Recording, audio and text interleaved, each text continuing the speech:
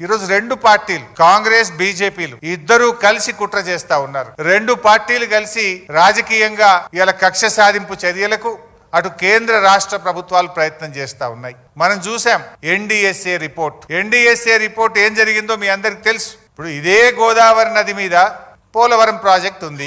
మరి పోలవరం ప్రాజెక్ట్ లో కుప్పగూలింది, 3 సార్లు కూలింది. 3 సార్లు కుప్పగూలిన ఆడికి ఎన్డీఎస్ఏ బోలే. ఇదే గోదావరి నది మీద అక్కడికి ఎన్డీఎస్ఏ బోదు, రిపోర్ట్ ఇయ్యదు. కానీ మేడిగడ్డ బ్యారేజ్ మీద మాత్రం పిలవకుండానే, రాష్ట్ర ప్రభుత్వం కోరకుండానే హడావిడిగా వచ్చి అసెంబ్లీ ఎన్నికల ముందు ఒక రిపోర్టు, పార్లమెంట్ ఎన్నికల ముందు ఒక రిపోర్టు, బీఆర్ఎస్ పార్టీ రజతోత్సవం జరుపుకుంటే దాని ముందు ఇంకొక రిపోర్ట్ ఇస్తారు. అది బీజేపీ నీతి. ఇప్పుడు ఇక స్థానిక సంస్థల ఎన్నికలు వచ్చినాయి, రేపో మాపో లోకల్ బాడీ ఎలక్షన్లు వస్తున్నాయి అంటే ఇప్పుడు మేడిగడ్డ, సుందిల్లా, అన్నారం మీద కాళేశ్వరం కమిషన్ రిపోర్టును మళ్ళీ బయటపెట్టి రాజకీయ కుట్రలకు ఈ రోజు ఈ ప్రభుత్వం పాల్పడతా ఉంది. అంటే ఎంత దుర్మార్గంగా, దానికి మీడియానే సాక్ష్యం. మీరే ఇక పిలుస్తుండ్రు అని రాసిండ్రు కమిషన్ ముందు. మీరే రాసిండ్రు కేసీఆర్ గారిని, హరీష్ రావు గారిని పిలవవలసిన అవసరమే లేదు, నివేదిక పూర్తయింది, రేపో మాపో ఇస్తారని మీరే రాసిండ్రు కదా. ఆ తర్వాత మళ్ళీ ఏం జరిగిందో ఏందో తెలియదు గాని రేవంత్ రెడ్డి పోయి మరి ఏమైనా దండం పెట్టిండో ఏం చేసిండో గాని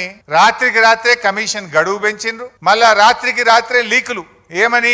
హరీష్ రావు గారిని, కేసీఆర్ గారిని కమిషన్ పిలిచింది, మాకు నోటీస్ రాలే. గమ్మత్ ఏంటంటే మాకు నోటీస్ రాలే, మీడియాలో మాత్రం లీక్ వచ్చింది. ముందు రోజేమో పిలుస్తలేరు, రిపోర్ట్ ఇచ్చిండ్రు అన్నారు. తెల్లారేమో లే రిపోర్టు ఎక్స్టెన్షన్ ఆఫ్ టైం అయింది, కమిషన్ కు నోటీస్ ఇచ్చిండ్రు అన్నారు. మాకు నోటీస్ రాలే కానీ మీడియాలో మాత్రం నోటీస్ వచ్చింది. అంటే ఇదంతా ఒక కుట్రతో జరుగుతున్నది అనేది చాలా స్పష్టంగా మనకు అర్థమవుతా ఉంది.